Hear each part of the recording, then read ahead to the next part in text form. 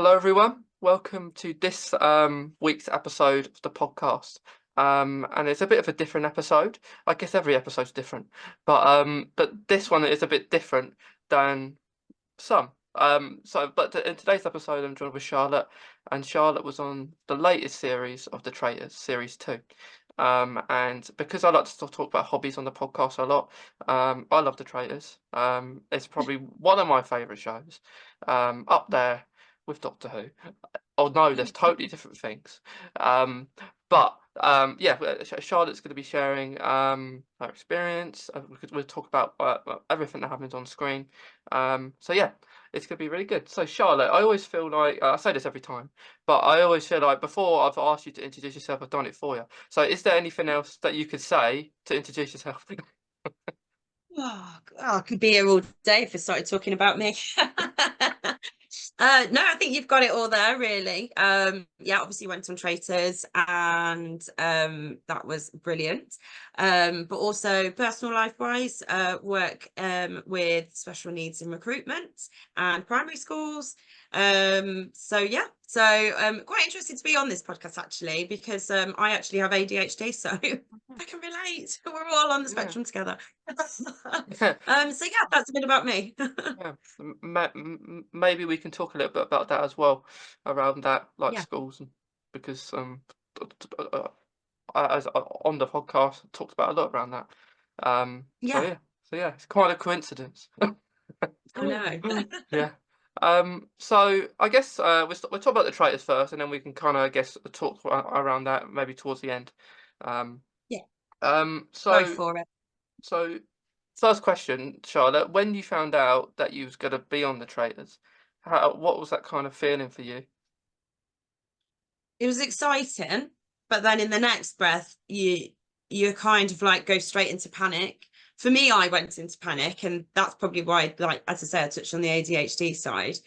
It's a high pressure environment, so it's whether in my head I was thinking, can my head mentally cope with all of these challenges and deception, and it's just a mixed bag of very excited and panic, I would say. Yeah, it's mixed feelings, I guess. Yes, for sure.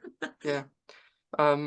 So when you because did you watch the first series of the traitors before you went on?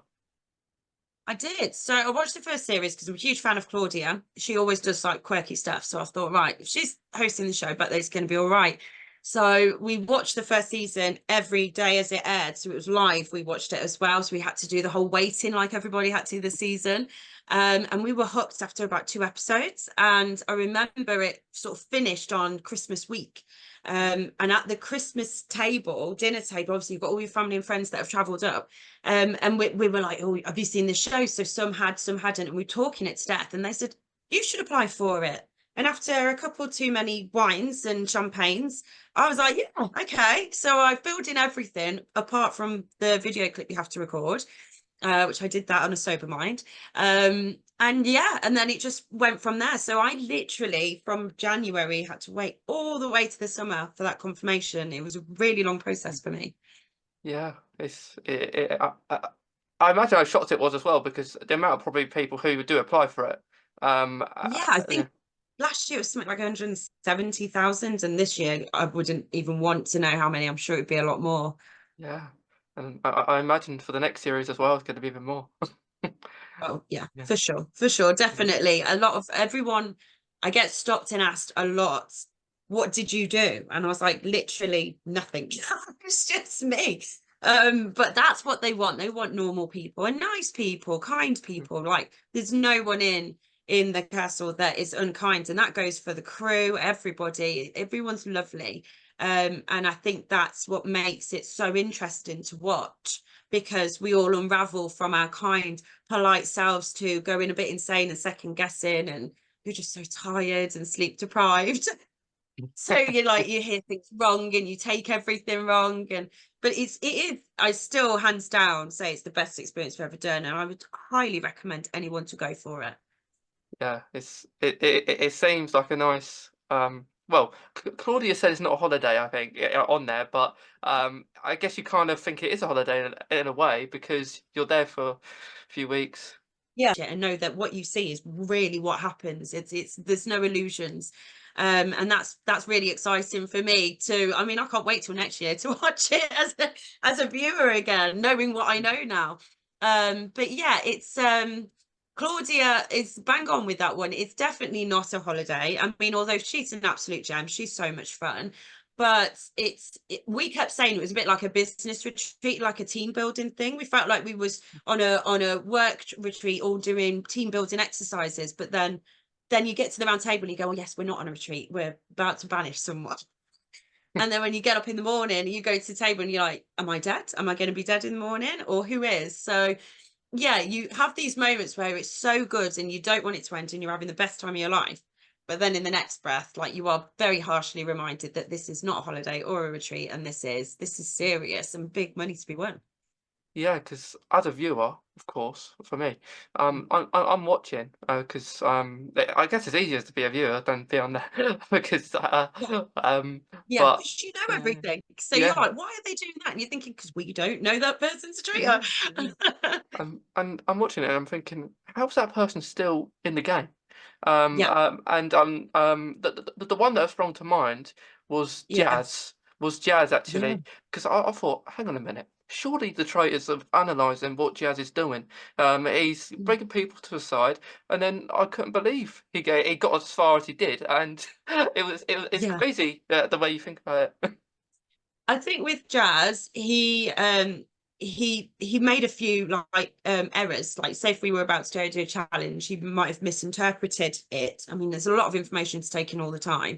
And so because of that, it gave the illusion and bearing in mind, we're going off the smallest little things because everyone's in the same game. You'd be like, is he really focused on this, or is he confused with all this other stuff? So a lot of us had a question mark on Jazz of whether he was a traitor. And so what I think actually happened in the end is Harry, as we now know, was the traitor, and Paul probably thought, you know what? He might hang himself. Let's just leave him there and work on someone else.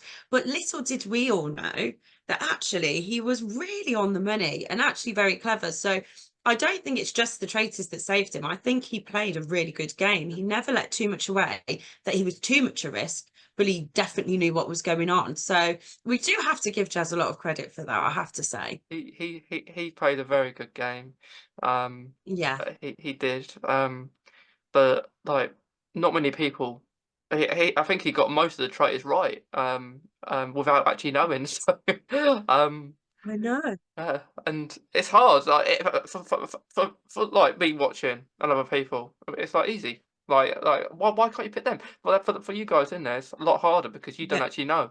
You have to be really clever, I Yeah. guess, to think how are they doing some little thing wrong that makes them a traitor? Yeah.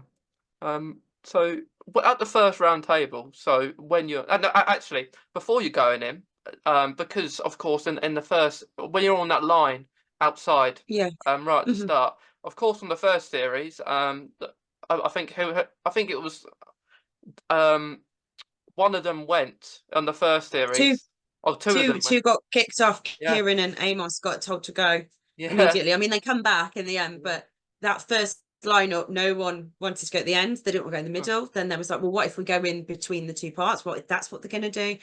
Everyone overthought it to a stupid amount. And then she ended up saying, oh, it's like we're going to do that again. Go in, and was like, oh, my goodness. yeah. I bet everyone was panicking that that was going to happen again. Yes.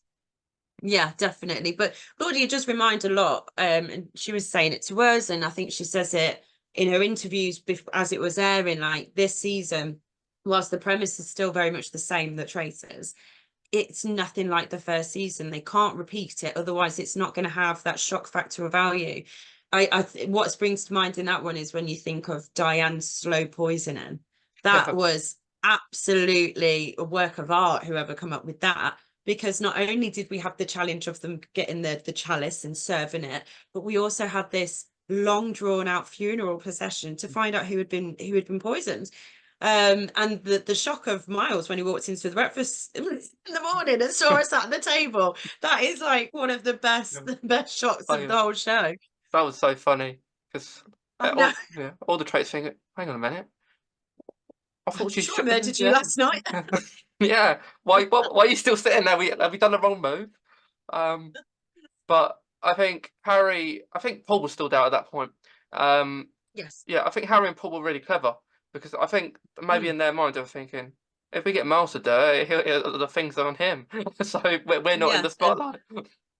Well, also you've got to bear in mind he was getting everyone trusted Miles so much. If there was a task or a decision or anything, we all naturally turn to Miles because he's just so calm, collected. He's a really kind man, and he's very patient and he's very some of us are getting irate and really stressed out in these challenges. He would be the voice of calm.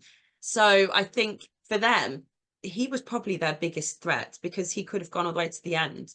But I do think, knowing Miles very well, because I don't live too far from him and I see him quite quite often, I don't think he'd be the type to be able to vote someone out at the end anyway. So I think for him, he played it really well. It's unfortunate that the other traitors decided to use him, but it was clever on their behalf because I think Mars would have got to the end otherwise. He was not on my radar or anybody's looked at. His name would Yeah. not once come up.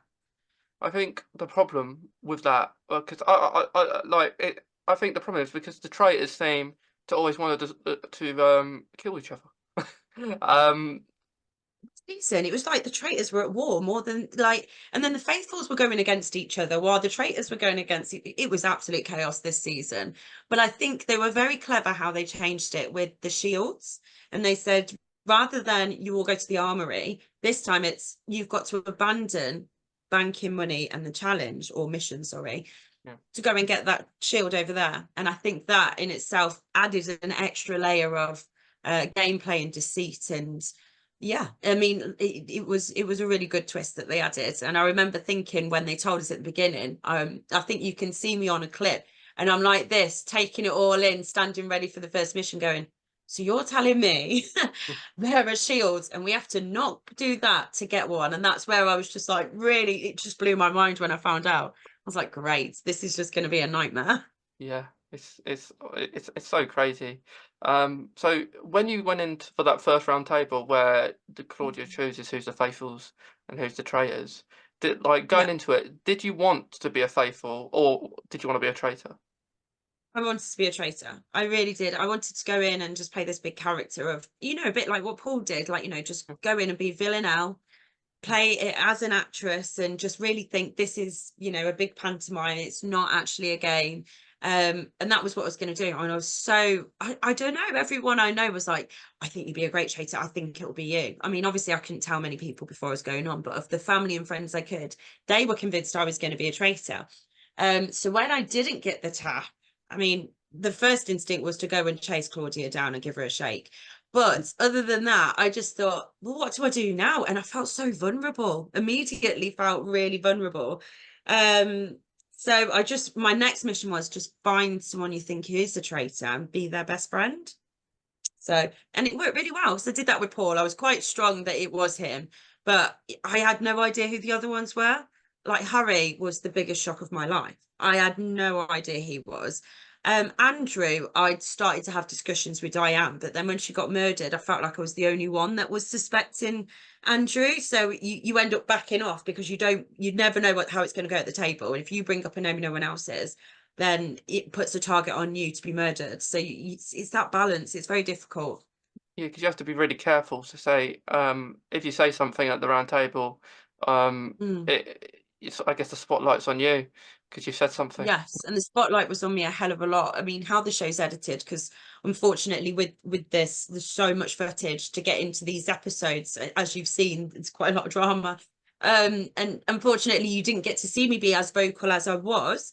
I think you saw it a few times, but I was always forward at the table, and that was also why it was a bit confusing. Because I thought at one point, like, I'm still here, so I've got to be friends with a traitor, otherwise they would have got rid of me by now because of how vocal I'm being at the table.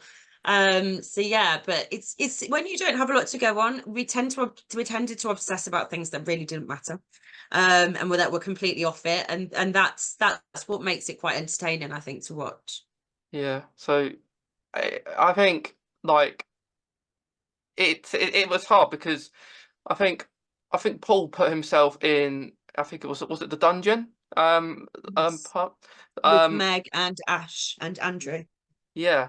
And me watching it as a viewer, I'm saying, um, so if at least one of the faithfuls are still Mhm. in there and are still in there and they don't get voted out, that means that one of them two are traitors. I was hoping that was going to happen, but it didn't. Yeah, I know.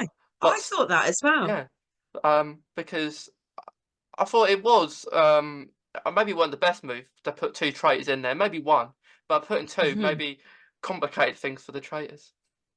Definitely. It's a good job that and they all thought Paul was going to be saved as opposed to Andrew.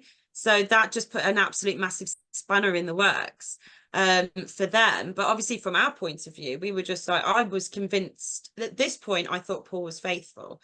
So in my head I was like, it's Meg. And there were other reasons as well as to why we suspecting Meg. Um multitude of little things that people had spotted and made you go, So then when she was in the dungeon, was like, if she comes back from the dungeon, it's definitely her. So that's what I thought was. However, when Paul walked back through the door, that's when it clicked to me, you must be a traitor. But I was so close to him at that point, I thought, well, I'm just going to stick with you. So I defended him constantly, probably a little too much. I think that was a bit of my downfall because when I did eventually turn on him at the table and say, look, I think you're a traitor, um, I think Harry kind of looked and thought, whoa, if she's going to do that to him, she will do that to me. So let's get rid of her. So then, yeah, so then suddenly all the rumors started coming out, like she said this and she said that, and it weren't true. But do you know what? He played such a Yeah. brilliant game. Do you think if Paul stayed longer, Hmm. you would have stayed longer? Do you Yeah. think that's why you were there that long? Because Paul was there, Hmm. and it Hmm. maybe swapping positions from Harry. Say Harry went out earlier and Paul got to the final. Do you think you Yeah. would have been I there? think I would have been touched to the final with him for sure. I think everybody has that one person that they really cling to. So like you don't really see it in the episodes, but me and Johnny were very close. We've both got ADHD, we've both got brain injuries. So there was a lot of things that we were like the same on. So we bonded. So there was me, I'd say me, Johnny, Charlie, and Miles were really, really quite solid. And then I had a really good pal thing with I mean, Paul got on with everybody, but I was always like with Paul. He was really good at the time I was going through a breakup, which obviously I didn't announce, but he checks on me every day. So he was like the big brother, and it was really I felt kind of safe around him. So even though I started to doubt him, I kind of wanted him on an emotional level. But if you recall back to when I was banished, when I bring his name up at the table, his face is in utter shock. He did not expect it. I completely sideswiped him. And that to me confirms that he thought the loyalty was like that. So there's a good chance I could have got to the end with him. And Harry's reasoning and the chats we were having, which some you saw, some you didn't, it was very much like he is the instigator, he is the mastermind for sure. Now looking back, he's like, he had too much power, I need to get rid of him. Yeah. And Paul was acting different. Like while he didn't outright say in the Jeep anything in a negative tone towards Harry, other than like, yeah, it was weird that he was getting funny about that. But I'd seen him be very defensive of him for such a long time. So to see him to go and agree on a slightly negative comment, I thought that's a bit odd. So like I thought if he's going to start doing stuff like this, like we need to be careful. Like he's going to throw me under a bus soon. But I do think, like Harry had with Molly, and like me and Paul we were very close, and the same with me and Charlie. Me and Charlie are so close. Like if I'd been a traitor, I would have took it to the end because I wouldn't have been able to murder her. I know that. I know I wouldn't have been able to do it. So I would either have to hope that the table wanted to banish her or she'd come to the end with me. And I think you get those relationships that you say you're not going to get, but you do get them, and it's very difficult to do your tasks that you're asked to do. Yeah. It is hard, and like for example, when Paul spoke, because Jazz was on Paul for a long time, and I think Yeah. it brought Jazz aside, and Jazz was saying, we're talking about Harry, and he mentions Harry Mhm. to Jazz, which I think is the problem. was the issue there, mentioning Harry, because that goes back to Harry, and then Yes. and then that's not just the reason in the car when Paul was saying that. I think other reasons maybe Harry had to get rid of Paul, because I think maybe Paul thought I'm in charge of the traitors, and then Yes. Harry, Paul probably didn't even expect Harry would do that. So No, I think I think he knew that at some point it was going to happen. I think they'd both worked out, and this is my opinion, I don't know for fact, that they weren't going to stick it out together. I think they knew that they weren't. But the problem is, because there'd been so much double crossing of traitors at the table, it would have been impossible for anyone new, including Andrew, for anyone to be able to have any trust in that group, you know? yeah, And at that point, Harry took over and he had the strongest game. He knew everything. So anyone coming in was already on the back foot, which is why I think he selected the people he did. He chose the people that would probably be the most uncomfortable being a traitor so he could dominate them. Whereas if he'd asked someone like myself, I would have just gone in there and killed it. And I also believe Zach would have done a really good job if he was a traitor too. like when Ross was the traitor for one day. Oh, I know. I really wanted him to avenge, and he just kind of went, "Hi, bye." It was funny. It was funny because I wouldn't. Of course, it's totally different from a viewer's perspective. But Yeah, of course.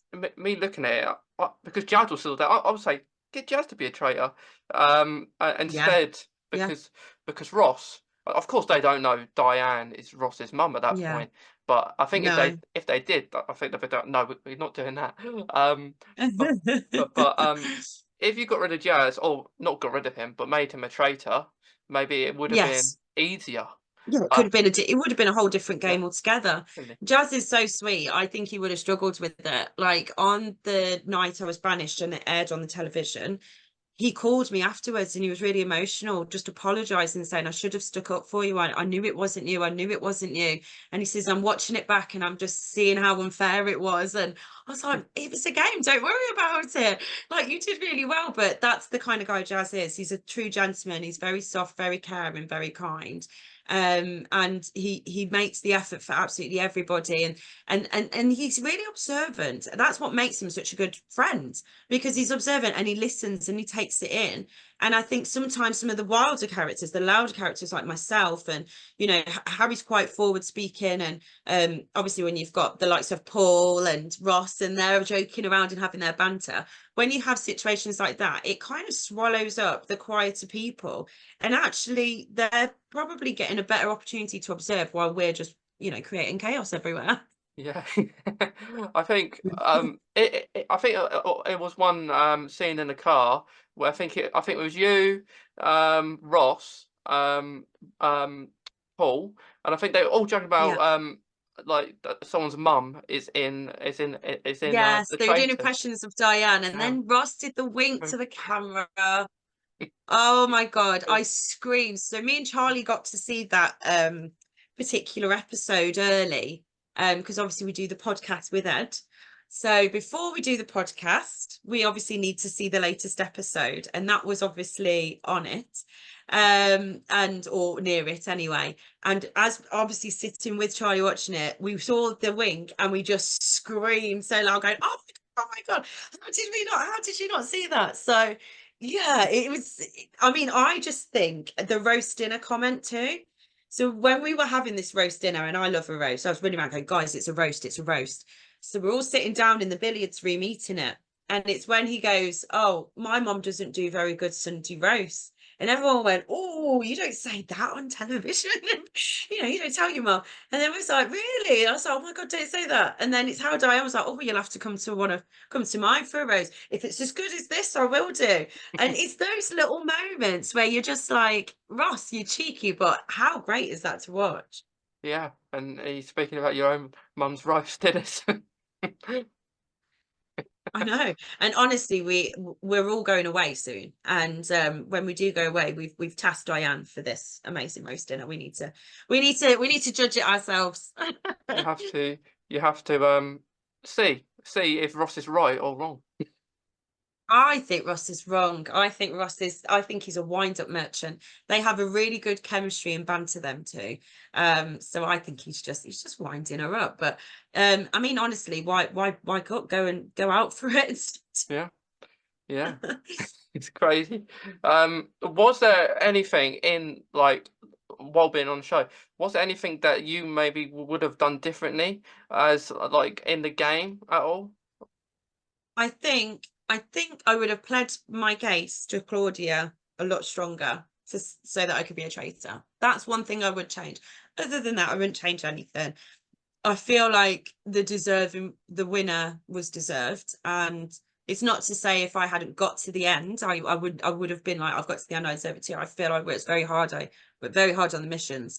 Um, but the outcome of where people were, I'm really pleased with, and I think everyone deserved what they've achieved from the show. And so yeah, that's the only thing I would change. I would probably try and plead my case a bit more to be a traitor, because I really, really, really wanted to do that role. So yeah, that'd probably be the only thing. Better night's sleep, maybe.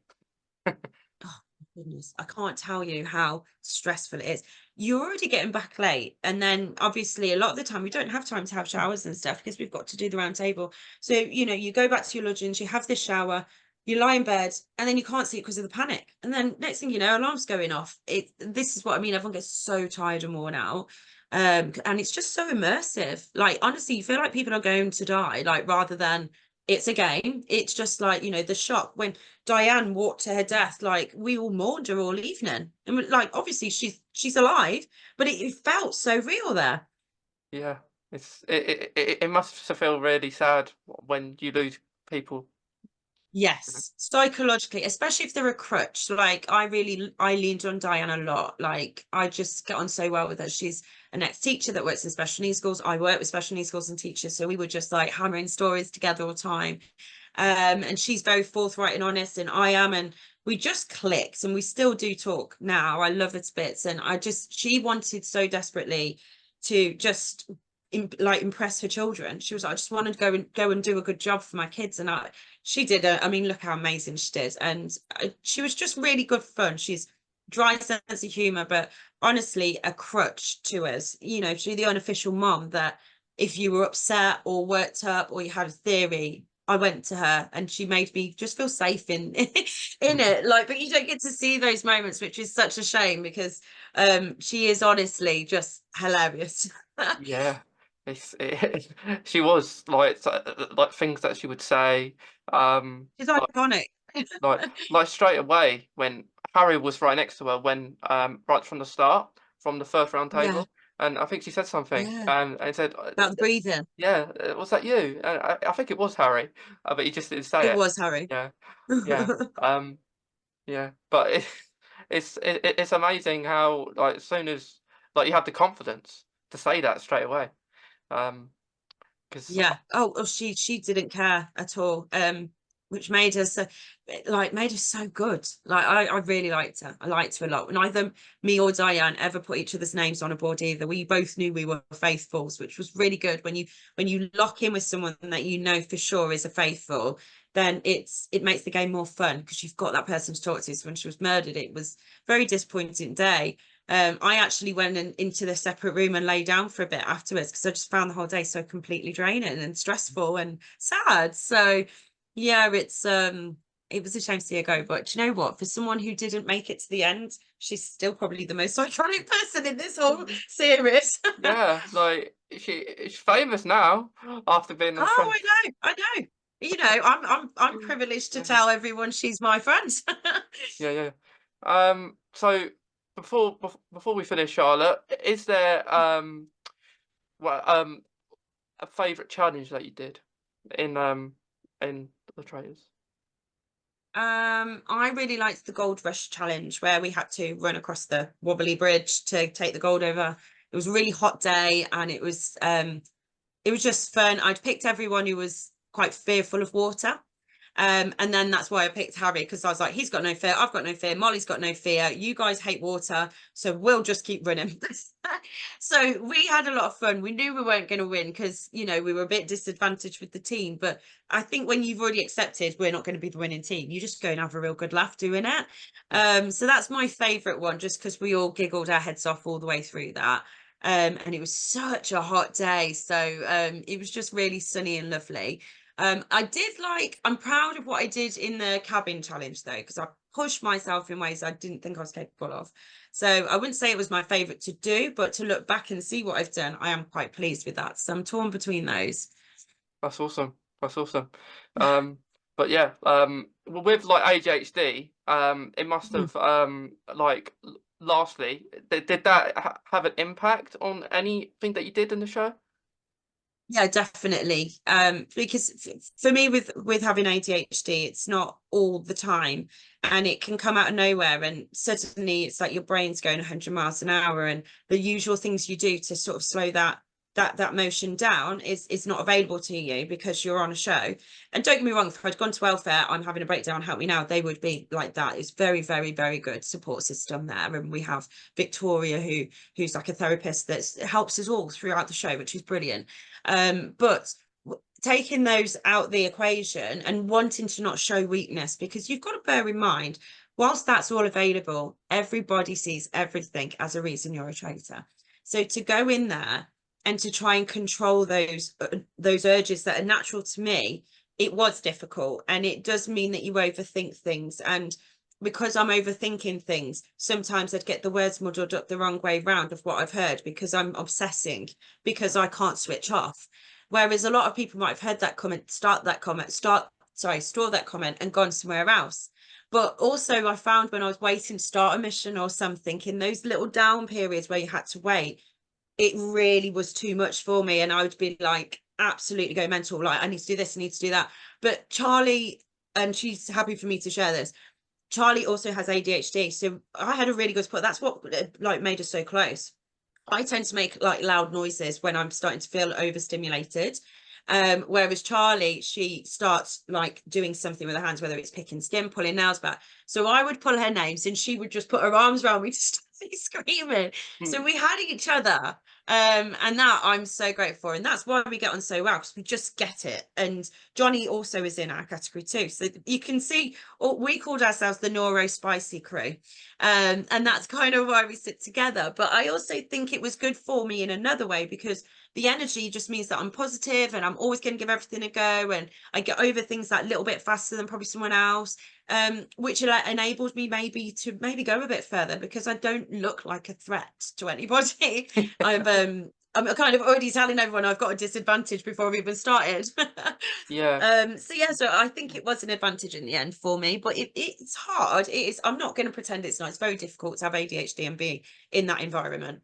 yeah. I think I completely understand, like being autistic, how Mm. you find it hard to communicate or do certain Yeah. things. And it's good there's a good support system there. So for anyone else in Yeah. for future who want to apply for it, Oh they, God, yeah. they know. If Like, anyone's thinking of it, and you know they're on the spectrum, or they've got any kind of physical disabilities, or you know, like Charlie has hearing aids, like, you know, we always had to, she'd be told a challenge or something and you could see she was struggling, so I'd have to turn her and she lip reads what, and I would tell her what the challenge is. So you know, there's lots of things, but we all, that's this where I say we are a family, because you can't hate people or go against people. These are all amazing, strong people that have come to this competition. So if there's anyone who's thinking, I won't get on because of this, that's just really not the case. The diversity is outstanding, really. I think it's the best I've seen on a show, if I'm honest. And yeah, so anyone, you included, I think you should apply. yeah, I did actually. I applied and I didn't get in, but I will apply again. To Yes, hopefully get in. definitely. Never Oh lose yeah, faith in yeah. it. Definitely don't. I'll do it until I get on. I'll do it until I get Yeah, on. that's the answer. Yeah. But thank you, Charlotte, for coming on. Problem. It's been awesome speaking to you. You About too. traitors, being neurodiverse. I feel like I have to call the episode the like neuro spicy. Did you say? That Nice spicy crew, Yeah, yes. neuro spicy crew. So because we're both neurodiverse, so it makes sense. Mhm. Yes, Um, yes, no, no, yeah. It's, do you know what? That's Johnny's come up with that. Johnny comes up with these great sayings and stuff.